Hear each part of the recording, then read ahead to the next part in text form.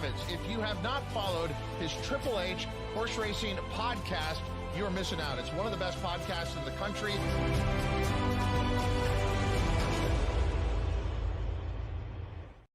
Good evening and welcome to Wire, right here on the HHH Racing Podcast, coverage of the fantastic Pick 5, the Coast to Coast Pick 5 at Santa Anita and at Gulfstream Park, brought to you by our good friends at Santa Anita and First Racing. I'm your proud host, Howard Kravitz, along with West Coast native and co-host Noah Maher. We are here to cover a fantastic late Pick 5 with a bunch of stakes. I shouldn't say late Pick 5, although the race is in California a little bit later. 2 at Gulfstream, 3 at Santa Anita. Noah, how you doing tonight? I'm good. Saw you about 24 hours ago for our leaderboard show, and that was good. It's been a bit of an uneventful Thursday, so looking forward to it. And we got great racing at Oaklawn and Aqueduct because of the cancellations, but Gulfstream and Santa Anita both got some good races as well. Yeah, for sure. It's going to be a big handle. New York is not racing Saturday. Again, weather a major factor in the Midwest and the East Coast, although it's more on the East Coast this weekend.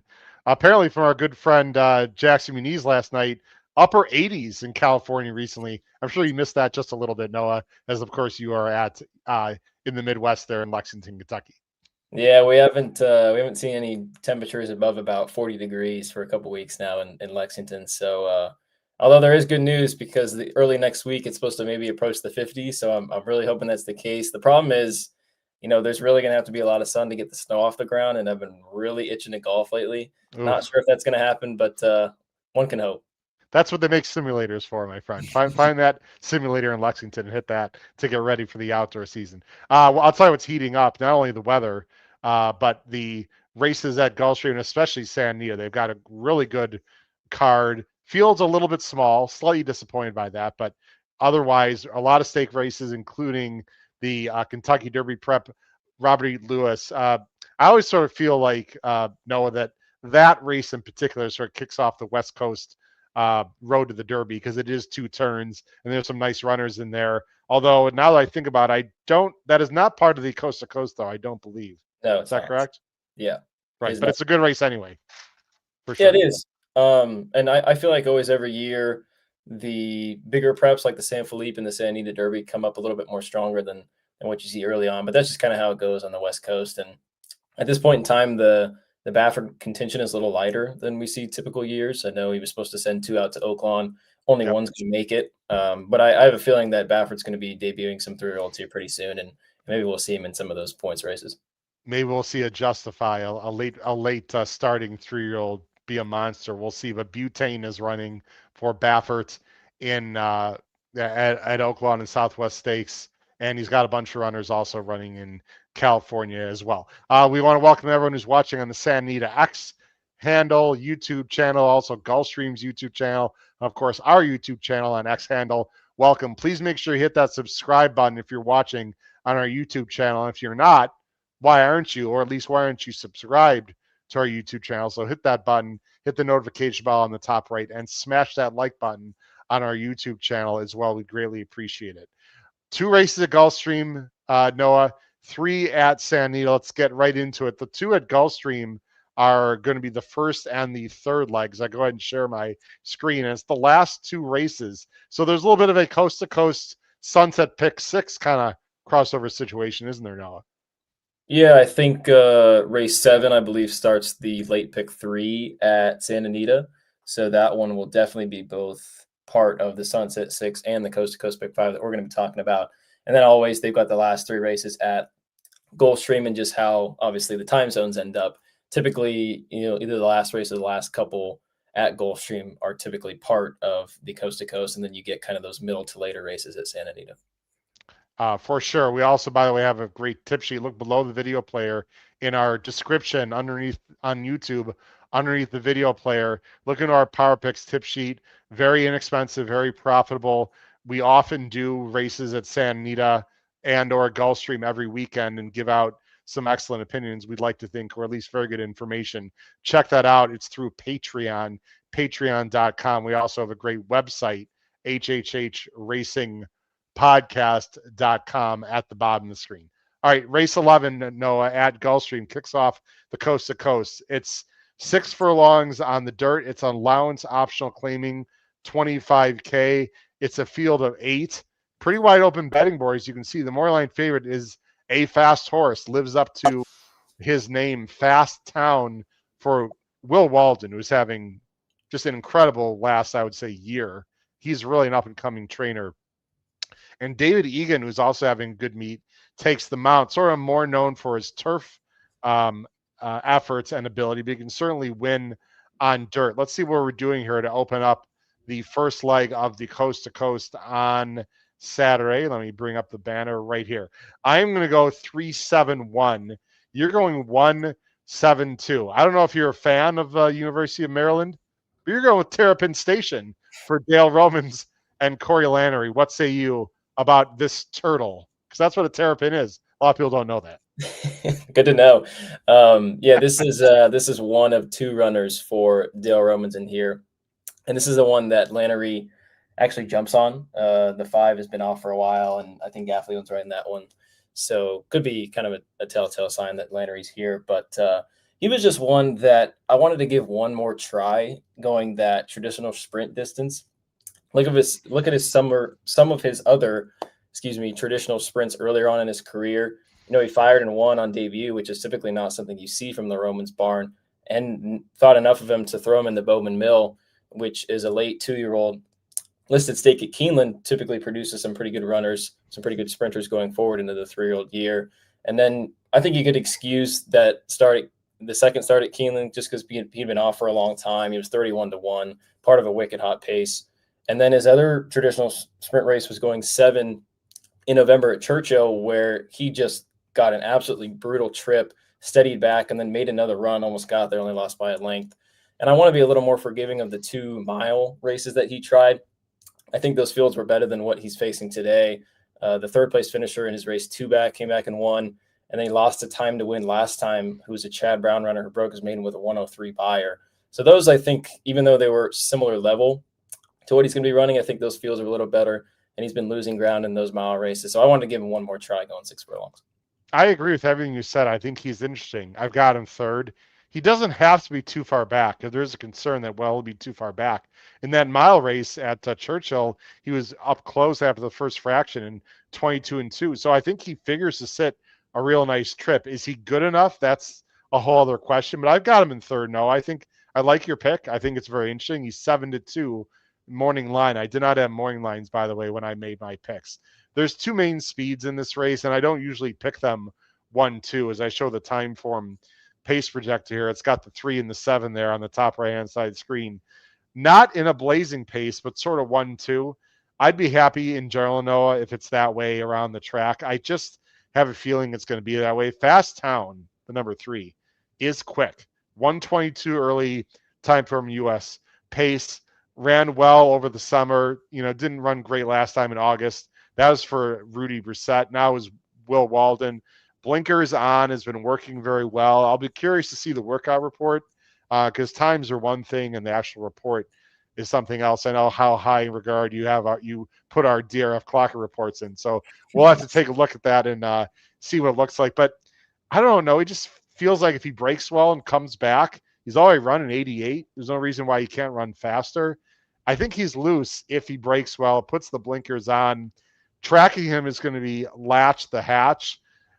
It's hard for me to believe that Edwin Gonzalez is going to get in a crazy speed duel. He is a bit of a one-way type, so you can toss out the synthetic. He's off a little bit of a layoff, but he's quick too. My general thoughts here, Noah, it's not very creative. I just have a feeling one of them is going to get on top and just wire the field. Obviously, if they hook it up, that's going to help the one and some others. You never know what it looks like on paper and what actually happens. 2 different things. I'm just going to go speed and hope one of them wires, and you're going to hope they actually get into a little bit of a duel and set up for the Terrapin Station. Yeah, I'd probably have the 7 on top if the 3 wasn't in the race because I think the 7's pretty fast too. I know obviously the 3's pretty fast and put some blinkers on. So yeah, if you like the 1, you'd probably hope that they hook them up. I'm going to try to beat the 3 in this race. But if they don't hook it up, I'd be a little worried. But that also makes the case for the 7, who, is very fast too. And if they don't hook up, has a big chance. 6-1 is juicy price. And I thought the number 2, Nothing Subtle, that you and I would maybe like, but he's a 9-2. Neither one of us are going with that one. He's not impossible. It's a pretty wide open field. I think it's very trip dependent Yeah. and a very interesting race for sure. Let's go on to the second leg of the Coast to Coast. Again, Howard Kravitz along with Noah Maher.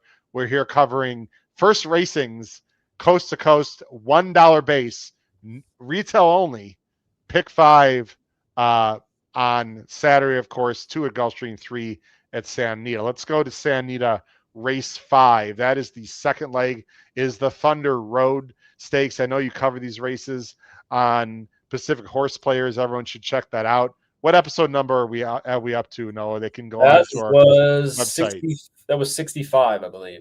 So okay, so 65 are basically the last one, the most latest one. On Tuesday, Noah hosted his show, Pacific Horse Players, with Rian Anderson and Jackson Muniz. Check it out. They handicapped the late pick 5, I believe, and some stake races too, or just the late pick 5 on your show. We talked about the 4 stakes races that actually all of them are part of the late pick 5. There you go. The one that isn't a stake is the last race of this bet. So there you go. Oh, there we got it all covered. Grade 3 Thunder Road, small field, Noah, of only 5. I'm going 4-1-3. You're going 1-3-4. It's really pretty simple. El Potente, in theory, goes the lead, does gas me up, catch him. But you know what? Now that I look at your picks, you're like, forget El Potente. I like Watsonville in second. Talk about your top choice first, gas me up for Urton and DeMiro. Well, actually, I was 1-4-3 on the show that we did on Tuesday. So, and I put these in myself. So I've got the hand up. That's a mistake on my part. Okay. But the top pick is still the same in the number 1, Gas Me Up, who ran extremely well last time in the Hernandez. You could make the case that he got a pretty good setup. But boy, he did it well. Was kind of out the back, made a big wide move around the turn in that little dirt crossing that they've got there when they go down the hill, and powered home to win. I thought it was a pretty convincing length and a quarter margin of victory that day. And he got a 1:26 time for him. So it doesn't have any reason for me to believe that wasn't necessarily validated. 2 back, he was in the Breeders' Cup Turf, and he was 60-1 with a 12 post at Del Mar, which, that's a death sentence pretty much. Here's him getting by. I believe that was Sumter that day, who was bet well that day as well. So, and Sumter's a pretty good horse too. I think he was cutting back that day. So I thought that was a pretty impressive effort. And he's got some races, obviously, on the page that make him pretty good. Just in terms of the race in general, I didn't think there was a whole lot separating the 1 and the 4. I know the 4 has kind of got that tactical advantage with the small field on Saturday. I just thought the 1 was maybe a bit horse and a bit more reliable in general. And I think when you're playing this bet, you probably have to pick one, don't you? Yes. And you know what? It's not a host fail. I got the 4. I think I changed my opinion on our tip sheet and put the 1. But anyway, that's going to be confusing. I apologize to people who get our tip sheet. I think I would probably, in fact, I don't want to be that kind of person. I'm actually going to switch it to the 1 right now. So we're making little changes as we go here. Yes, I think you have to pick 1 in general. My concern is obvious for the 1 is that El Potente is going to get loose. He's been in that Seabiscuit race at Del Mar, which was a long layoff. It says the pace was fast, but the time isn't really that fast. And then, of course, down the hill, they were flying. Look, if El Potente wires the field, I wouldn't be shocked at all. My gut feels, though, even though he's going to have the lead, I just don't know if he's the same. I don't know if he's quite the same as he used to be. He's 7 now. And, DeMuro's not going to be like pressing him. This horse is not a speed horse, but I don't think the 1 has to be that far back. I just think he's the better animal. And I just think when push comes to shove in a small field, Gas Me Up shouldn't, in theory, have as much traffic trouble, Noah, and we'll be able to get there. But, I mean, if El Potente wins, it wouldn't surprise me at all. Yeah, and the one time that he was kind of in chase mode was the Woodbine Mile, where my boy Prince was kind of just alone on the lead. And Pratt just said, you know what, I'm going to try to make him work a little bit. And he kind of paid the price for it. Obviously, nobody was beating notable speeds that day, but you just look at some of his running lines. He's always been one that's better where, he drops out the back and then makes that one big run. Mike Saletta getting ready for the big contest tomorrow at Oaklawn. Good luck, Michael. I'll see you at the top of the leaderboard. Cross my fingers on that. Racing Downwind is here. Dave Duncan trying to hit this late pick 5 at Charlestown as we're live here at 9:45 Eastern. Oh, he started with a 12-1. Okay, nice job. Hope that comes through for you, David. Jim Plars, nice to know these two tracks will be racing this weekend. Absolutely. Weather, no issue whatsoever in California or Florida. We've got who's Arthur Ramirez. I believe this was someone new, 5809. What's up, Arthur? Howard with 2 exclamation points. It was cool to hear you on Thoroughbred LA on Saturday. Yes, I was on the radio show in your neck of the woods with Jeff Chapman. Hope to hear you on more. Cheers. Thank you, Arthur.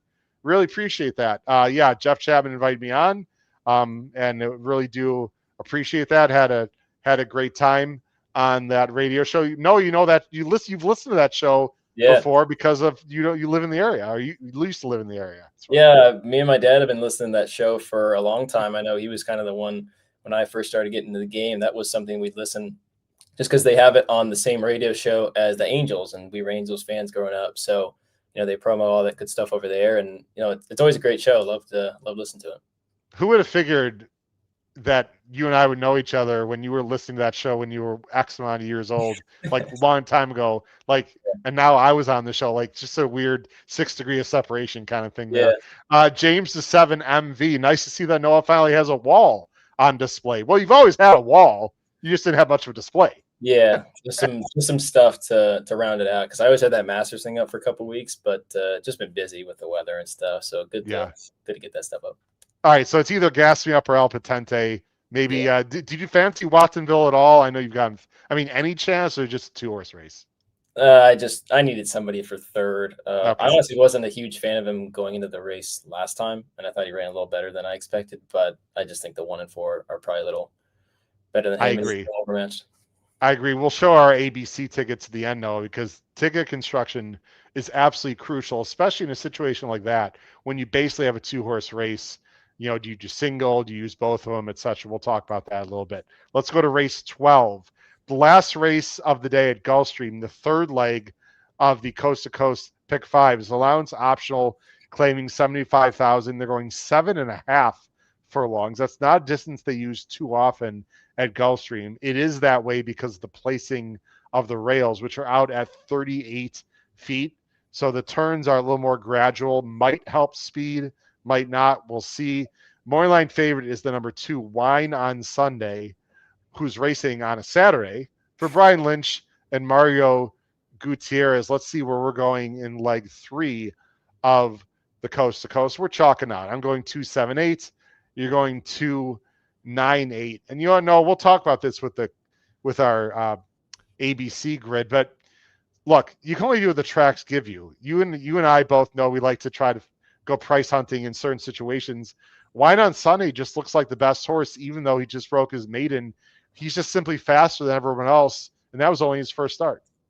Yeah, she's got every right to improve, and even if she runs something pretty replicative of what she ran last time, I mean, she's definitely the horse to beat and has a huge shot. I think I called it a he. I apologize, everyone. Have a beverage at home if you got anything around. But yeah, she makes a lot of sense. I'm a little worried, maybe not so much in this particular bet, but I do think she's going to get bet pretty big because, number one, it's the end of the pick 5. It's the end of the turf pick 3. Some of those sequential bets she could really get bet in. Even the win pool, I think I would expect her to maybe more like even money on the day. I do have a couple concerns, which is why I'm not singling her. The cutback from a mile to 16 to 7.5, especially for a deep closer like she's shown, maybe she can be a little more tactical on Saturday. She's the 5, everyone. Go ahead. Yeah, I think the cutback is a little concerning. I'd have nothing wrong with what she showed this day. She can see she was kind of spinning her wheels a little bit, and the 13 looked like she was pretty much home free. And she basically just says, not today, puts it in a high gear and shows a really good late kick to go get her, really honestly, good. Pretty easily. Now, the horse that she ran down has lost as the favorite on several occasions, which is maybe a little concerning. I just have a couple little red flags that have me believing that I'm going to use others strongly, like on the A and B line versus, singling her and maybe getting out that way. But just totally respect her. She's got a huge shot here. I agree. It's one of those horses you have to use in our opinion, but not necessarily want a single. Depends how you structure your ticket. You're going to the outside with the 9 and the 8. I'm also using the 8, but I'm using the 7. Why don't you talk about the 8 and or 9, and I'll mention the 7. Either one, whichever you'd like to. Go ahead. Yeah, so the 9 Just a Minute actually won on debut for Vicky Oliver. Now, if you don't know the Kentucky circuit very well, Vicky Oliver does not win races first time out, and she was able to do that. I think it might even be as low as 1% or 2% over the last 5 years. I can't remember exactly what it was. But I thought she ran pretty well going 5 furlongs. The breeding suggests that the 2 turns probably shouldn't be a problem. And there's not a ton of speed in this race. Outside of her, I think the 4 is probably going to be forward, but I think Johnny V's kind of got the decision of whether he wants to take matters into his own hands or let the 4 go and just kind of sit that 2 wide stalking trip. And then the 8 was one I thought was one that ran pretty well last time, considering she was 30-1. That was her first start on the turf. So she'd be another one that I'd be wanting to use, but she's kind of got the same style as the 2. So in terms of the A line, I've got 2-9 because I want somebody that's going to be forward and somebody that's off of it. And then the 8 would be a bit of a flyer. They've got the 9 on the lead in this race. I think intention is going to be extremely important here. I'm sort of thinking the same thing with Slippers, who is 7-2, the number 7, who ran very well and was relatively up close to a fast pace, so she could show some speed. And some Munnings filly out of Medaglia d'Oro, Mare Hill d'Oro, cost $225 at Kiel in September. I don't know what happened in the wait a while. Maybe she just didn't want the synthetic because it was actually I think that was rained off, I believe, to the synthetic there. Maybe she just didn't appreciate the synthetic. This is DJ Stable. Vasquez, Cassie's having a solid meet. Just seems like Mark Cassie's having an incredible winter. I mean, anywhere. Just that his numbers at Oaklawn are completely sick, and they're still 23% at Gulfstream. Noah, that tells you how good his shed row is going right now. So I don't know. We both feel the same way that the 2 is the horse to beat, might win. Do you want to single her?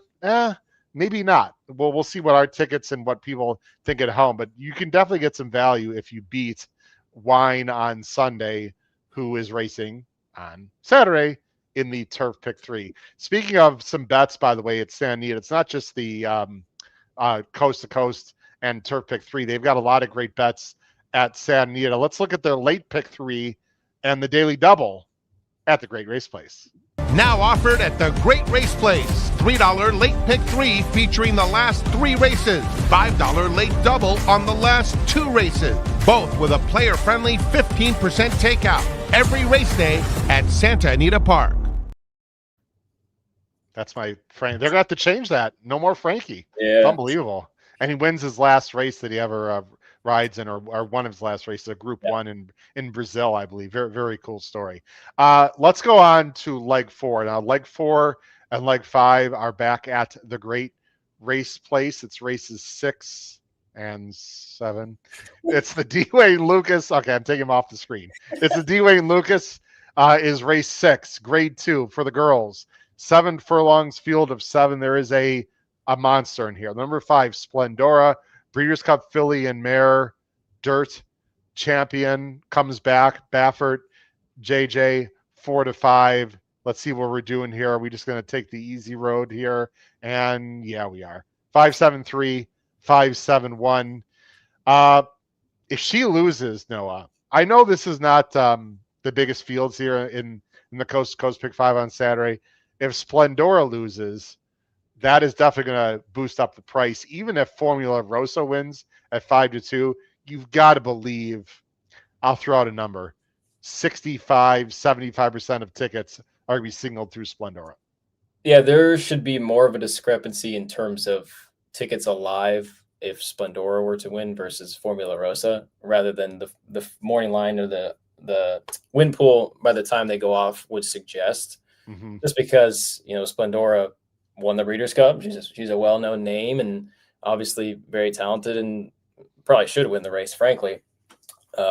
And speaking of that Breeders' Cup, she ran very well. The one worry would be maybe that was the time to have her, just because some of the shorter prices like Hope Road and Ricci definitely didn't run their best that day. Now I know Hope Road's come back and been a little better to start 2026, but even then, it just kind of seems like even if she doesn't run her best race, maybe her B plus, A minus, I guess, is probably good enough to win this race. I know I'm not being super creative, but I just didn't know if the other couple threats were good enough to maybe beat a B plus Splendora.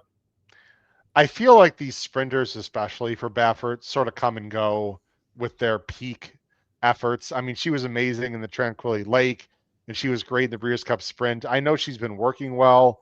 I've got her on top. I have a very funny suspicion she's not winning. And I know people are like, well, Howard, why'd you put her on top? Because of Splendora, because she's very logical and she should win. I don't know. Formula Rosa, I think, is pretty darn good. I thought she ran perfectly fine in La Brea. I know she lost to Usha by 5, but Usha was just freaked in that race. And Formula Rosa has to step it up, but that was her first start in several months. Mark Glatt seems to enjoy beating Bob Baffert along with Tim Yachtine in certain stake races we've seen. And I don't know. There's other speed in here. Now, Splendora can certainly sit, but a horse that I think you don't have this horse in the top 3. Me and Molly McGee, I think you have to at least take a look at for Erden. This horse is fast early, like really fast. How about 21 at Churchill in her second start and drew off a 1 by 5, then won very well again at Churchill, then just got caught up in a pace duel at Saratoga going 7. But you know what? They took their time with this filly. Erden is very dangerous. These works, again, I want to see the workout report, but the workouts look very fast. Hector's going. I have a funny feeling that Mina Molly McGee is going to run a big race here. I don't know if she can win. I've got her in 3rd. It is 7, which in a weird way I think will help me and Molly McGee because maybe she can walk the dog a little bit as opposed just hellbent going 6. I'm curious to see how she looks in the post parade, Noah, how she's bet, what the workout report says.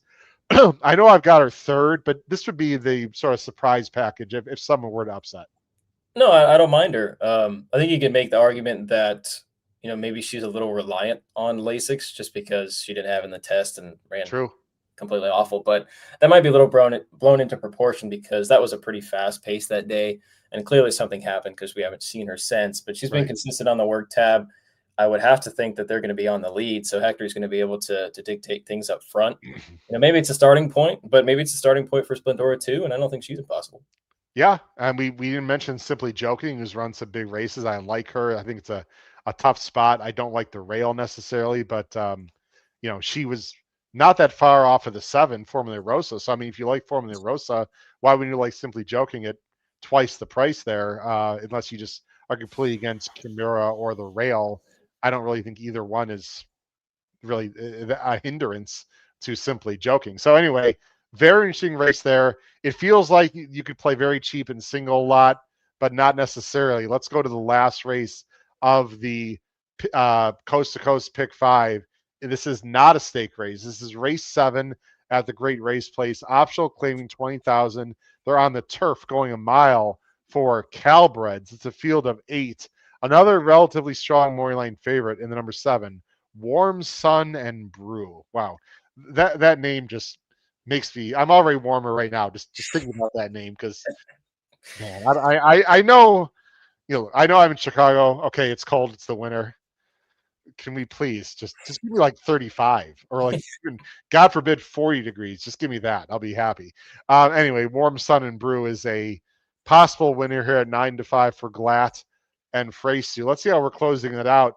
And we have hundreds of people watching right now, Noah. Don't go anywhere when we're done, ladies and gentlemen.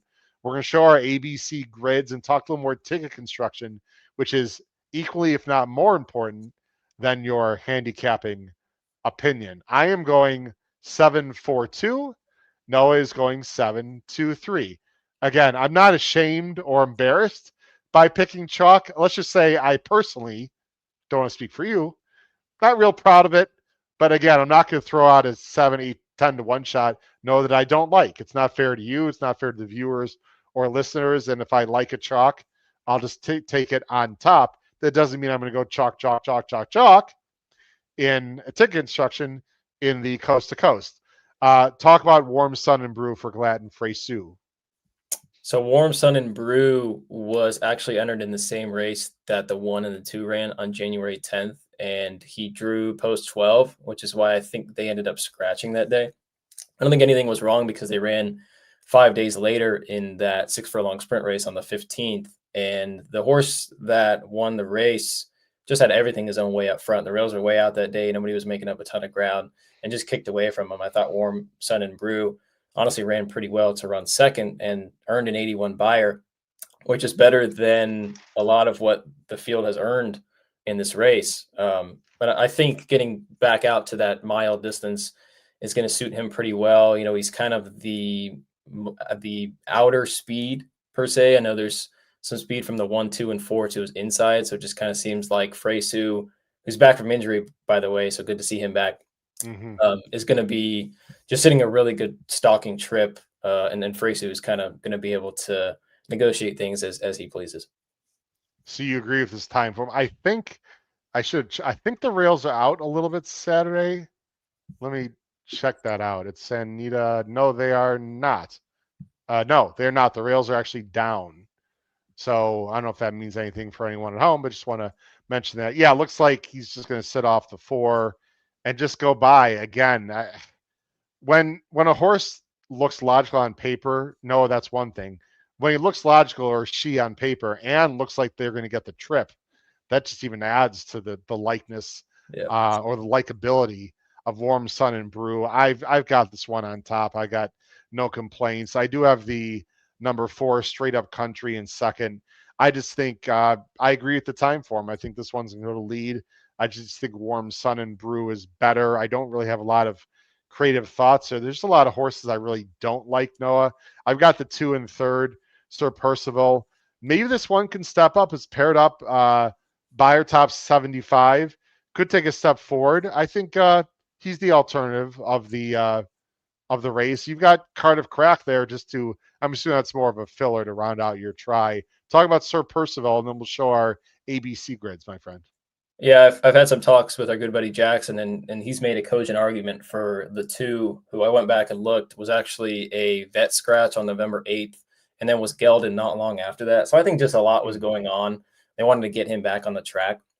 I thought he ran really well in his comeback race on the 10th, was just kind of heading the leader, who was the 1 that day, Colin J. Just was really eager to go. Bays was trying to, push him back and get him to rate. And then he was able to take over and wasn't able to hold off Cali Cat, who's on the screen now. But Cali Cat's a nice horse for Sadler and Barrios. Was definitely well met that day. He was 16-10 and was very likely to win that race. So Cali Cat would be a favorite in here, right? Yeah. Cali Cat's pretty good. So, second off the bench, he's got to work out a trip because I know he likes to be forwardly placed, but I think he's going to be able to kind of maybe get that coveted pocket trip. If the 4 goes, 7 sits outside, and Bays is able to kind of hug the rail. I just think he's got some upside second off the bench. Tyler would like to get a win. He is 1 for 50, but he does have 12 second and thirds. Look, he's a veteran rider. I remember when he was the young guy in the jockey room and up and comer. He could still ride.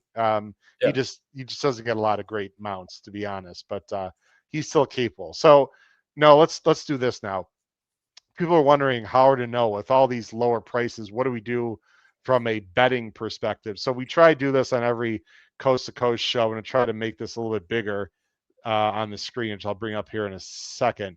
So these are our grids. And for those of you who are not familiar with the ABC betting platform, the A's are the most likely winners, the B's are uses and secondary choices, and the C horses are sort of extreme backups. Noah, this is the first time you're going to see my ABC grid. Why don't you talk about your grid, and then you can compare it to my grid, and you can have a little conversation for our viewers and fans, especially those people that are audio listeners. We'll have to explain what they cannot see, obviously. Yeah, so starting with the 11th at Gulfstream, the 1 was the top pick, who's I'm hoping going to get the trip. The 7, I think, in my opinion, is probably the best of the speeds. So I would like, him to have him on the A line. And then we talked briefly about the 2, who's got some good races on the page. He might be, a little overmatched if they don't fly up front. but I wanted to have him on that as well. And I got him as a B, and I've got him on the Caveman ticket. And then we talked about what you're supposed to do in race 5 at Santa Anita. I know I've got the 4 as a B, but if I were to play a Caveman ticket, I would just take a chance with the 1 because you don't want to, double up and dilute your ticket that way. Gulfstream Race 12, we talked about how the 2 has a very likely shot to win that race and could be a single on some tickets.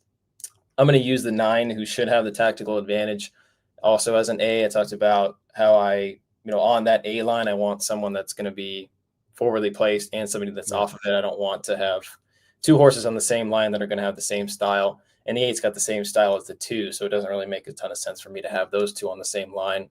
Singling Splendora, a couple C's just in case she loses. Might even throw the 3 on there. You made a good case for her. And then the last race, try to get out with 2-7. I actually don't think the 3 Cardiff Crack is impossible if they really heat things up, because some of those runners do their best running on the lead. They could really heat things up. We talked about how the rails are down. I don't think he's completely impossible, so I've got him on the ticket as well.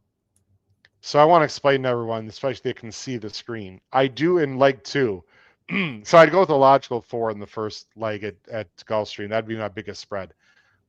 In an ABC situation, though, I would go 1-4A in leg 2, and I have the 3 as a C. The reason I'm doing that is because I'm singling the 2 as a lone A in race 12, so that if the 1 or 4 wins leg 2 and I play a true ABC ticket, one of those combinations is all A's and 1 C.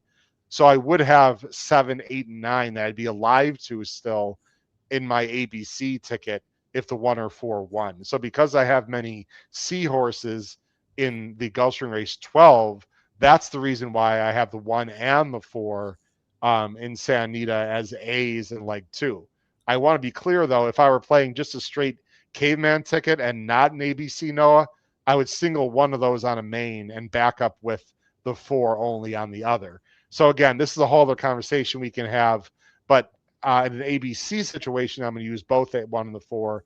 In a Caveman non-ABC, I would probably single 1 and then back up with the other. And I've got the logicals 5, 7, and 4, 7 on my A line for the last 2 legs with a bunch of backups. So my Caveman ticket's only $48. Your Caveman is only 27. No, it just feels like, and every time this happens, something weird happens, but it feels like this weekend at Santa Anita and at Gulfstream, as we wrap up the show, it just feels like this is a rare time you might want to press up and play for more than $1. It just doesn't feel like there's a lot of other creative options, at least in our opinions. You could play for $2, $3, and then maybe play a backup ticket with some prices on it. That just feels the way that it should go, in my humble opinion, for this Coast to Coast this Saturday. I agree. And sometimes you talked about earlier in the show, you just kind of have to take what the track gives you. And, I'm not afraid when I play these type of sequential bets to press up, just because I don't want to use too many horses to dilute things. Maybe a backup here and there, but most of the time I'm perfectly okay if I press up a couple times and get beat, then I just get beat, and you get other bets to play. So absolutely. I do want to mention, even though we're going to be watching a lot of Oaklawn races, we do have a live show called Weekend Warriors. It's 5 to 6:30 Eastern, so that's going to be 2 to 3:30 on the West Coast. We might show a Santa Anita race or two, or actually have audio for some of the earlier races at Santa Anita. So please watch that show before the racing gets started at Santa Anita, because we're going to be talking about some exciting live racing throughout the country, and we'll probably show maybe the first race or some of the early races at the Great Race Place as well to kick off the early part of the card on Saturday. Noah, any final thoughts? Any Super Bowl predictions? Of course, no California teams in it. Sorry, that hurts. But look, I'm a Chicago Bears fan, so I feel you, my friend. Any thoughts on the Super Bowl or anything else in your world? No, I'm looking forward to a good weekend of racing, and then wraps up with the Super Bowl. I kind of hope that the Seahawks win, just because the Rams went toe-to-toe with them. And, you'd always like to say that you lost to the champ. So I won't really have too much of a rooting interest. The Seahawks, I'd be okay. I'd be fine if the Patriots won too. And just more important that I make some money this weekend. Yeah, well, I agree. And you can definitely make some money in these great bets at the Great Race Place, including the wonderful Coast to Coast Pick 5. For my good friend Noah Maher, this has been your host, Howard Kravitz. It's episode 6 of Wire to Wire, covering First Racing's Coast to Coast Pick 5 at Gulfstream Park and the Great Race Place, Santa Anita. Crush your bets in that Coast to Coast Pick 5 on Saturday. Take care, everyone. Have a great night. Bye-bye.